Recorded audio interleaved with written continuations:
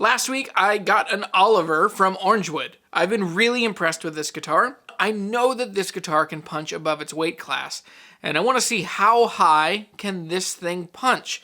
Against it, I want to play my Guild M-20E. This is made in the US, this one's made in Indonesia. This one is an 1 3/4 nut, it's a 24 3/4 inch scale length. This guitar is a formidable foe for the Oliver. So I'm going to run them through 4 styles of playing. The first one is going to be in Dadgad, and it will be a fingerstyle piece, and that will move into a strumming kind of piece after that, still in Dadgad. In standard tuning, I'll do a fingerstyle piece and then I'll do a strumming piece. Pay attention to note articulation. Are you able to hear each note at the same volume, readily present? Also, pay attention to intonation. Does it sound in tune as I move up the neck? Other things to listen for are clarity between the dynamics. So if I'm playing lightly, can you hear everything? And then when I get loud, does it squish out, get muddy, or get buzzy? Those are the real telltale signs of a great guitar compared to a good beginner guitar. All right, let's get to it. Hey, before we dig in, go ahead and hit a thumbs up on this video and make sure that you are subscribed down below. You have the bell on. That way you get to know when new videos come up. It really helps the channel so that YouTube knows to tell people to watch these videos.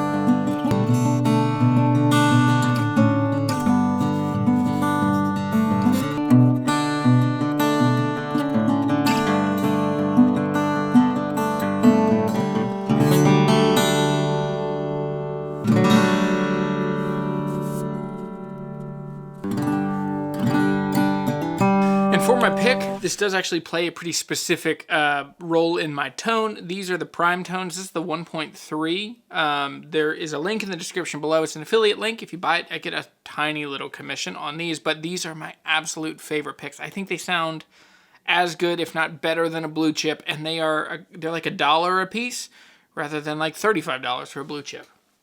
Anyway, check them out if you want them. But here is the Guild in standard tuning.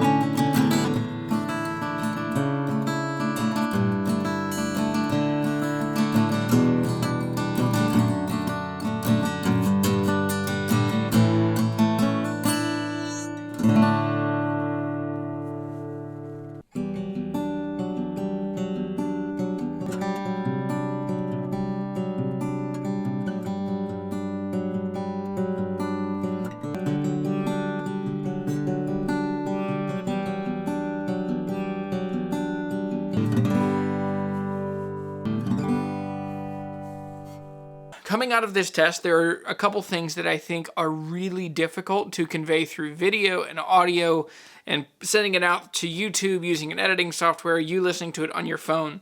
So sound is one part of how these guitars are different, but there is all of these things that are hard to describe along the way, like how do they feel, how do they sound in the room, how do they sit on my lap, how do they feel to my hands. The Oliver absolutely punches above its weight class, but the feel of that guitar is entirely different than the Guild. The Guild, you feel connected to it. It feels like an organic thing. You can feel the grain in the wood where there's a thicker kind of a polyurethane. Even though it's satin, there still is enough finish on the back of the neck and on the guitar that you don't actually feel the wood grain. And so it feels more like a thing made out of wood.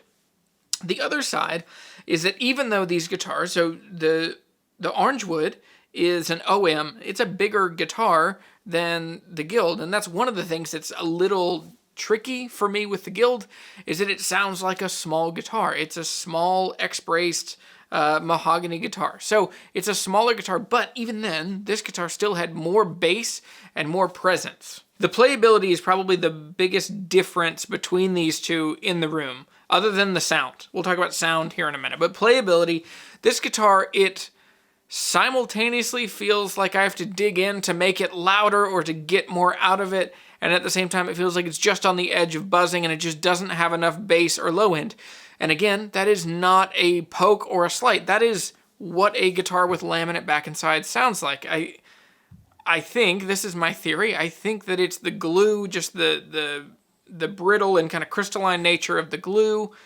This could be total BS, by the way, but this is my hunch, and I've heard this before. But when you have layers of glue and you have layers of wood, that glue, even though it's very, very thin, it has such a change in the tone of the guitar. It brings out this brittle characteristic to the guitar tone.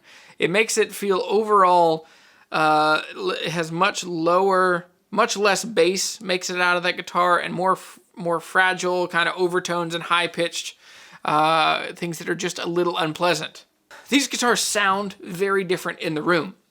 Now, the Orangewood is bright and it's present and it has a lot going for it, but I always find myself kind of digging harder and pushing in to get more volume or to make it feel more bassy or more low end, and it just isn't quite there. And then it feels just on the verge of buzzing or that I'm playing too hard to get too much out of it. So with that said, my playing changes because I'm not ever totally in my creative place. I'm in the, how do I want it to sound? How do I make it sound? What can I change in my playing? There's so much thinking between my brain and my hands that just isn't there when I have a different kind of guitar. Now the Guild, this is a guitar that struggles with low end, struggles with bass pretty easily, but what I found is that I can change the way that I play. Now this is a smaller guitar and so it will lack bass, but what I found is if I play back here, of course it's going to be a little less bassy, a little more shrill.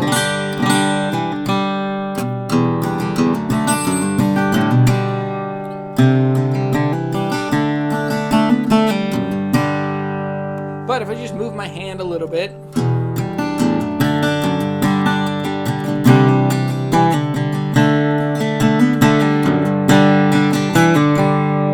I get a whole lot more bass. The sound is much better and more lush. There's more bass all in, just with a solid wood guitar. There's an astounding difference in tone. So please hear me when I say this is not a hit piece on Orangewood. This is an amazing guitar, and I still stand by all of my praises of this guitar.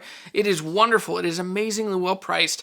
The things that don't get conveyed. So in the last video, I talked about the Orangewood, and I talked about how great this guitar was for the price. And then lots of people commented saying, well, it sounds like a cheap guitar, or it sounds like whatever.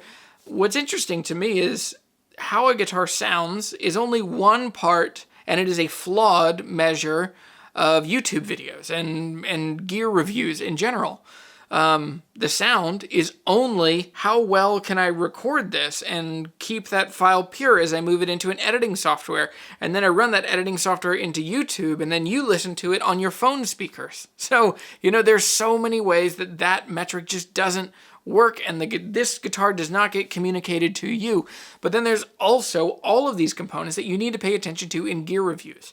So, and that's where you have to have someone that you know and trust and can explain these things well. So, the reality is this guitar feels like a much more expensive guitar than it is, and it sounds a lot like guitars in the same kind of price range. But I think feel is more important than anything else in that regard. Because the most dangerous thing to most guitar players is a guitar that plays poorly and plays hard and frustrates them and ultimately scares them off of playing. If it's too hard to play, people are going to give up. And I want as many guitar players in the world as I can. So that's where I think Orangewood has this amazing place. This Orangewood is able to hold its own against a guitar that is almost 10 times the price. That is astounding, and it is absolutely worth paying attention to. Now, if you have the space in your life to afford a better made guitar, there's an astounding difference in tone and playability between these two. And I think this is where most people should aim to be eventually. You should work and save and make an extra savings account that you just put, $50 or $100 into an account every month for a while until you get to where you've got $1,500 or $2,000 and you can buy a great guitar that will inspire you. In the meantime, do that for a couple months and you can get an Orangewood. It's a great companion and a guitar that will be a friend that will travel with you to open mics and to all these fun things. I want to institute a new rule. You're not allowed to complain about a guitar sounding good or bad if you only listen to it on the speakers on your phone. So tell me in the comments below, what do you think about this? What do you think about the Orangewood? How did it sound? Were you surprised by how much it held its own against the Guild, or did you think it's no contest and the Guild is just an amazing guitar that all other guitars pale in comparison to? Thanks for watching this video. I'm Jeremy. I'm the Guitar Hunter. Go fill the world with music and friendship. Find new guitars and find what happens in you when you get new, cool, and inspiring guitars in your lap. And then tell us about it. You can tag me on Instagram when you find cool guitars. Tell me about it. The world needs to know what happens in us and through us when we get the right guitars in our laps. All right. I'll see you all later. Thanks for watching. Here I have a can opener that can open any can that can't be opened by a can opener. If this can opener cannot open any can that can't be opened by a can opener, return it to me, and I will give you a can opener that can open any can that can't be opened by a can opener. Last week, I got an Oliver M from... Why is this so hard? To sit in solemn silence in a dull, dark dock, awaiting the sensation of a short, sharp shock from a cheap and chippy chopper on a big black block.